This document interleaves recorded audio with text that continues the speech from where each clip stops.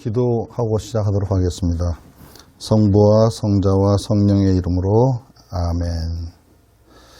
오늘은 고린토 1서 말씀 함께 묵상하고 묵상을 기도를 대신하겠습니다. 사랑은 가실 줄 모릅니다. 말씀을 받아 전하는 특권도 사라지고 이상한 언어를 말하는 능력도 끊어지고 지식도 사라질 것입니다. 우리가 아는 것도 불완전하고 말씀을 받아 전하는 것도 불완전하지만 믿음과 희망과 사랑, 이 세 가지는 언제까지나 남아있을 것입니다. 이 중에서 가장 위대한 것은 사랑입니다. 성부와 성자와 성령의 이름으로 아멘. 평화입니다. 요즘 아파트에 가면 어린이 놀이터들이 있죠. 그 어린이 놀이터에 가면 아이들이 뛰놀고 있을 때 그 벤치에는 그 할머니들이 이렇게 앉아있는 모습들을 가끔 봅니다. 그 할머니가 아이들을 노는 모습을 바라보면서 뭘 생각할까요? 아이를 안전하게 지켜야겠다는 그런 생각을 할 것이고, 또 어쩌면 집에 들어가는 길에 뭘 사줄까 하는 생각도 하실 수 있겠고, 그 할머니의 마음은 그 아이에게 뭔가를 해주고 싶어서 그런 마음을, 그런 것밖에 생각이 없을 것이라고 이렇게 생각이 됩니다. 지난번 나눔에서 그 서취 얘기를 했습니다. 서취의 민원실이 방 2개 정도 합친 그런 민원실이 있는데 거기에 이렇게 장의자가 있습니다. 저는 그 서취를 중심으로 활동을 이어가면서 거기서 일하는 직원들이나 그리고 거기 찾아오는 주민들을 이렇게 바라보면서 이런 생각들을 했습니다. 뭘 좀 더 해줄까? 뭘 어떻게 해주면 이 민원실이 더 편리해질까? 더 주민들을 기쁘게 해드릴까? 하는 그런 생각들을 했습니다. 오로지 선교사라는 그 마음으로다 그들에게 뭔가를 자꾸 베풀고 싶은 그런 마음이었습니다. 일주일 중에 3일은 활용해서 지내고 4일은 연길에서 지내고 그랬습니다. 그러면서 청소년 기숙사를 하고 있었고, 그 재활용품 상점, 그리고 서치 애심협회, 이런 것들을 했습니다. 주로 이제 그 3일 활용에 머무를 때는 하루 일이 끝나면은 그 서치 직원들하고 식사하는 게 일이었습니다. 저녁 먹고 술 한잔하고 그러면서 그분들하고 관계를 더 돈독히 하고 그랬었습니다. 서치를 통해서 작은 일들을 쭉 이어가면서 사실은 그때 중점적으로 추진했던 것은 그 활용 그 유치원 사업이었습니다. 활용에다 유치원을 꾸릴 생각을 했었습니다. 그때만 해도 그 연길에도 한국 사람이 꾸린 유치원이 있었습니다. 그래서 활용에도 유치원을 꾸리면은 좀 지속적으로 사업을 할 수 있고, 또 제가 좋아하는 아이들 사업이고 해서 그런 계획을 하고 교육국을 찾아갔었습니다. 교육국장님하고 여러 가지 이야기를 하면서 나중에 유아교육진흥회라는 것을 만들기로 거의 합의됐습니다. 이 유아교육진흥회라고 하는 것은 그 활용시 관내에 있는 유치원들을 돕는 일들입니다. 중심 유치원을 하나 운영하면서 그 각 시골에 있는, 시골엔 거의 유치원이 없었습니다만 그 유치원을 농촌에다가 만들어주고 이런 계획을 했었습니다. 저는 그거 만만하게 생각했습니다. 일단 유치원 하나 운영하는 것은 허가만 내주면 문제가 없을 것 같았고, 그 다음에 농촌에다 유치원을 꾸려주는 게 전 가능하다고 생각했습니다. 왜 그 생각을 하게 됐냐면은 그 인홍 현상이 아주 심했습니다. 거기는 조선족 자치주기 때문에 조선족들은 우리와 같이 도시를 찾아서 떠나는 그런 성격들이 많아서 그런지 조선족들은 먼저 나갔고, 거기서 사는 한족들도 조선족을 닮아서 돈을 벌러 큰 도시로 나가고 그랬습니다. 그 인홍의 원인 중에 한 가지가 아이 교육이 있었습니다. 아이를 농촌에서 보낼 데가 없습니다. 이미 그때 당시에 조선족 그 초등학교, 거기서 소학교라고 그러죠. 조선족 소학교는 다 없어지고 거기 말로 마사지고 한족들 소학교가 몇 개 좀 남아 있었습니다. 아이들을 붙잡아 주면은 젊은 부모들이 농촌에서 일을 할 수 있지 않을까 하는 그런 생각을 했었습니다. 사실 농촌에다 유치원 하나 만드는 건 어렵지는 않습니다. 인민공사 시절의 습관이 남아있어 대대마을이라는 게 있습니다. 여러 마을이 있는데 그중에 중심되는 마을이 아마 대대마을인 것 같습니다. 그런 대대마을에다가 마당에 있는 집을 내주면 충분히 유치원을 꾸릴 수 있다고 생각을 했었습니다. 그리고 제가 교사 월급과 운영비를 댈 수 있다고 생각했었습니다. 이렇게 협상을 잘 해나갔고 또 그 시내의 중심 유치원으로 삼을 유치원도 하나 찾았습니다. 그 유치원이 기관 유치원이라는 곳인데 원래는 시정부에서 운영하던 유치원입니다. 시정부의 직원들을 위해서 출근할 때 데리고 와서 아이들을 맡기고 일을 하고 퇴근할 때 아이를 찾아가는 그런 유치원입니다. 그 유치원을 대상으로 삼아서 제가 많이 접근을 했습니다. 한국에서 유치원 가방도 주문에다가 나눠주기도 하고 뭐 선물, 뭐 학용품들 많이 나눠주기도 했습니다.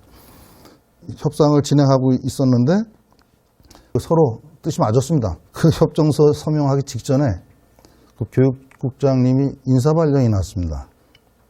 연길시로 가게 됐고 후임 국장님이 그렇게 좋아하지 않으셨습니다. 사실은 아마 더 윗선에서 좋아하지 않았던 것 같습니다. 왜냐하면 그분들이 변명을 하는 게 여기가 변방이기 때문에, 즉 국경선 지역이기 때문에 북한하고 맞닿은 지역이니까요. 변방 지역에 한국 사람이 사업을 하는 것이 적절하지 않고, 두 번째는 그 외국 사람한테 청소년 교육을 맡기지 않는 겁니다. 영향을 받을까 봐. 그래서 외국 사람이 유치원하는 것에 대해서 위에서 좋아하지 않았던 것 같습니다. 그래서 서치에서 작은 일들만 계속 하고 있었는데, 이 서치라는 것을 이해하시려면 서치가 우리나라의 동사무소 정도라고 생각하시면 됩니다. 우리 한자로 쓰면은 사회구역의 사구를 갖다가 발음을 해서 서치라 그러는데요. 이 서치가 바로 아주 말단 행정 집행기관이라고 보면 되겠죠. 그러니까 실질적으로 정부 정책과 주민이 만나는 곳이 서치입니다.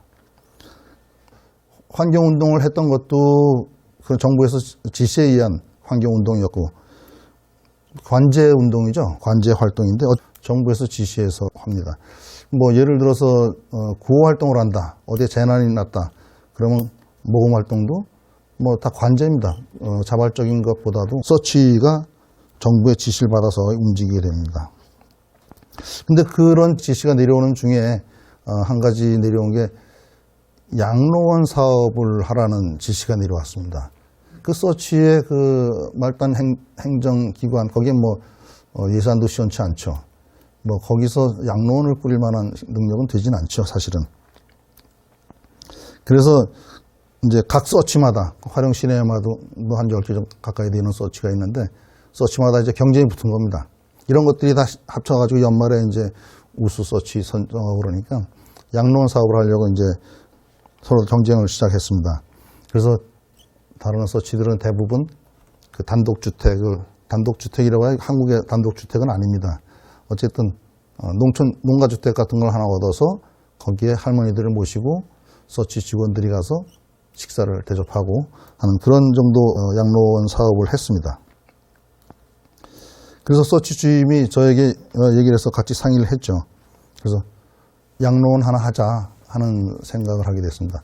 사실 저는 그 노인 사업은 계획은 없었습니다. 원래는 청소년 사업 쪽으로 관심이 많았었는데, 그래서 양로원 하자 하는 합의까지는 했습니다.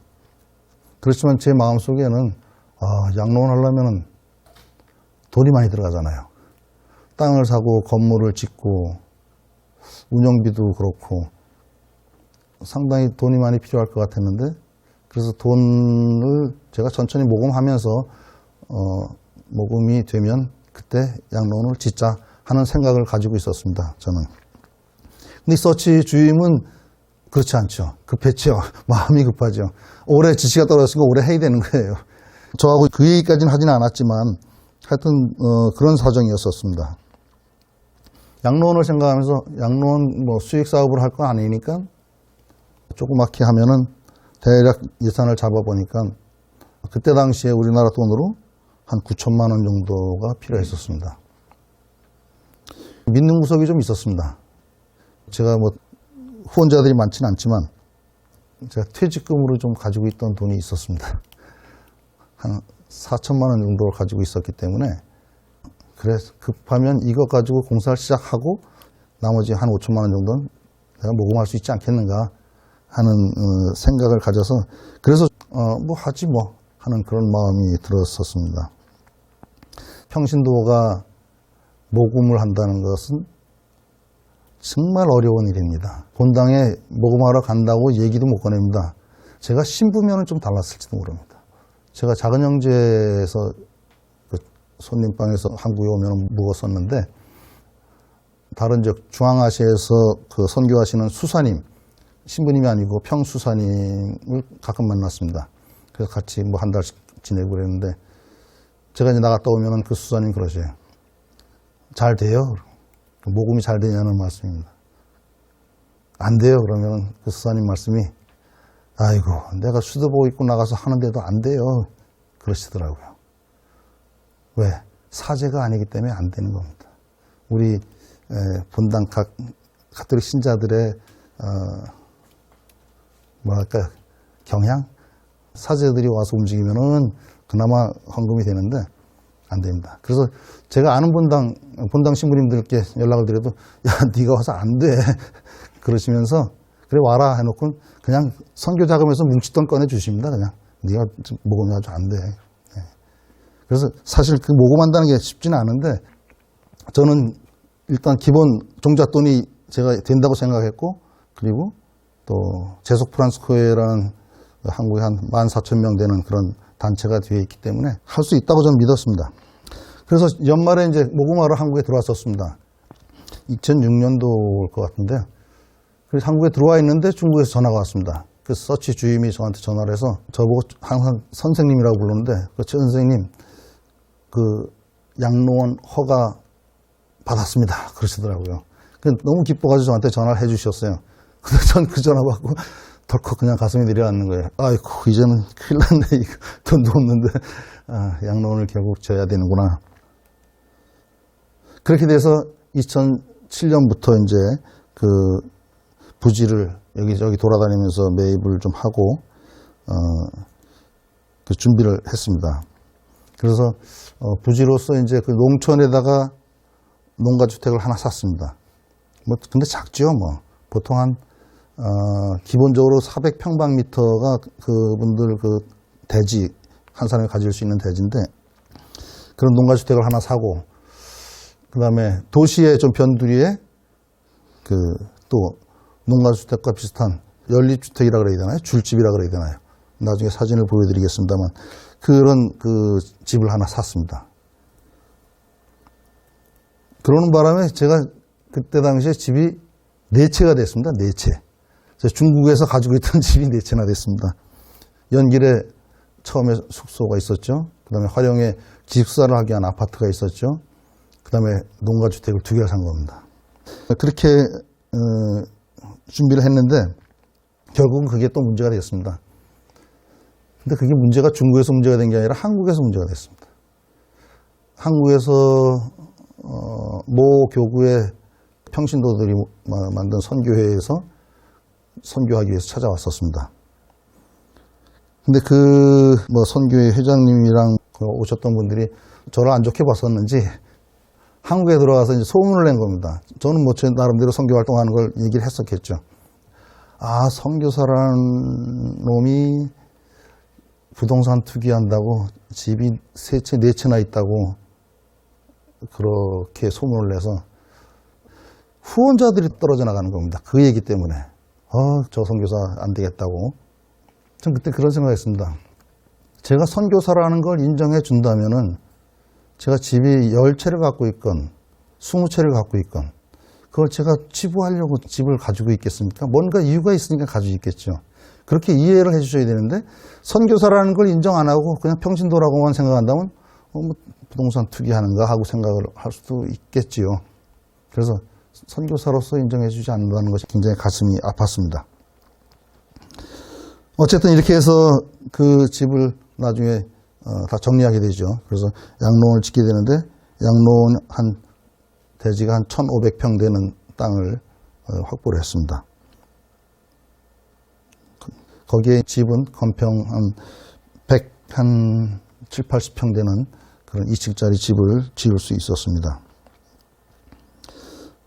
설계 이거 제가 직접 했습니다. 지금 이 그림에 여기 1차 공사 때 모습입니다. 이게 제가 그린 그림이고 제가 나름대로 방 구조라든가 개수를 생각해서 그린 건데 이걸 바탕으로 해서 그 연변주의 설계를 또 맡아서 하시는 곳이 있는데 거기에 맡겨서 설계도를 그릴 수 있었습니다.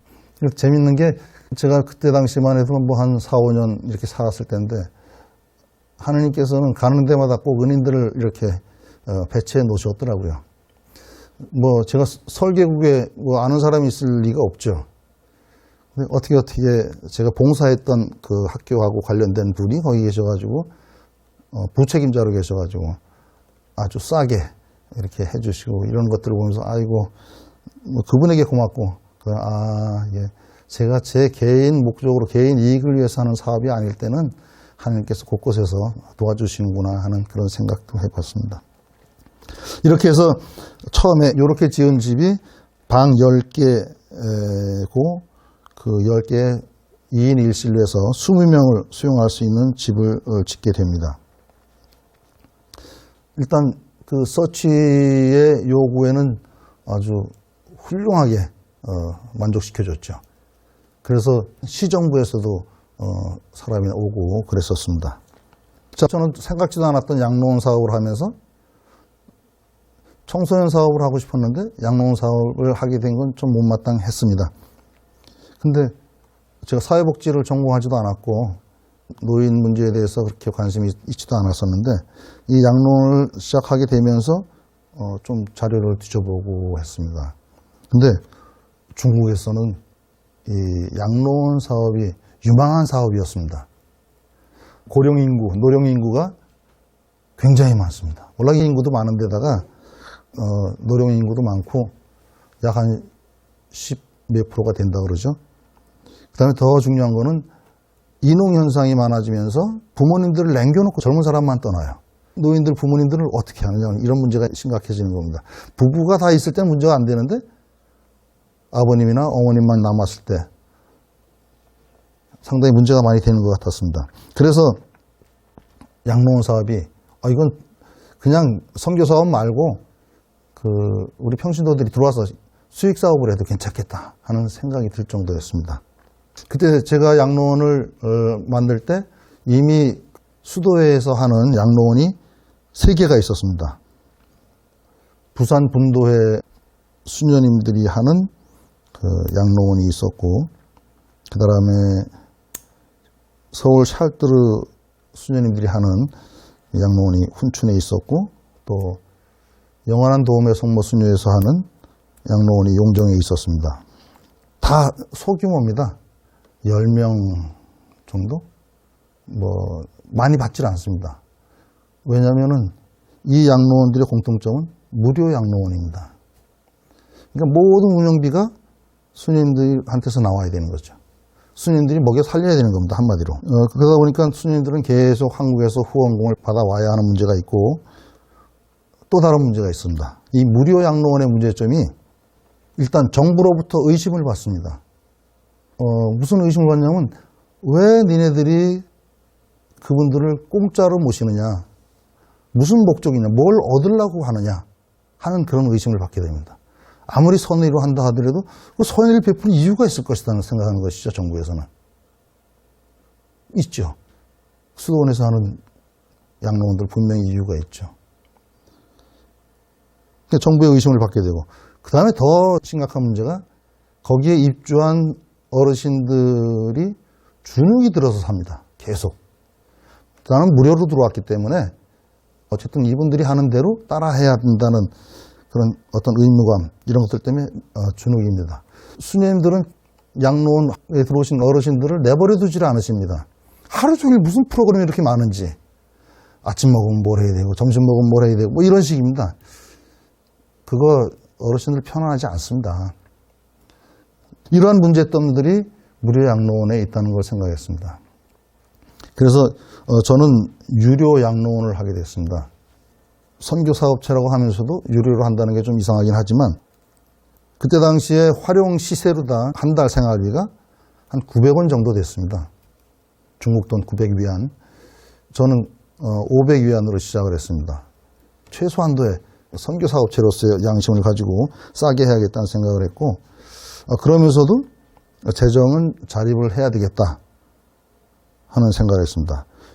물론 900원을 보통 내는데 500원을 할머니들이 냈기 때문에 그래도 할머니들은 돈을 냈기 때문에 양로원 안에서 생활이 당당합니다. 막 싸우기도 하고 소리도 높이고 전 그게 좋았습니다. 예. 그것이 사람 사는 것 같더라고요. 그래서 수녀님들이 하는 양로원에서 보지 못했던 모습들을 유료 양로원에서 하니까 볼 수가 있었습니다. 그분들이 살던 그 습관 그대로 들어와서 자기가 살 수가 있으니까 그분들이 뭐 훨씬 더 적응하기도 좋고 잘 살아갔던 것 같습니다.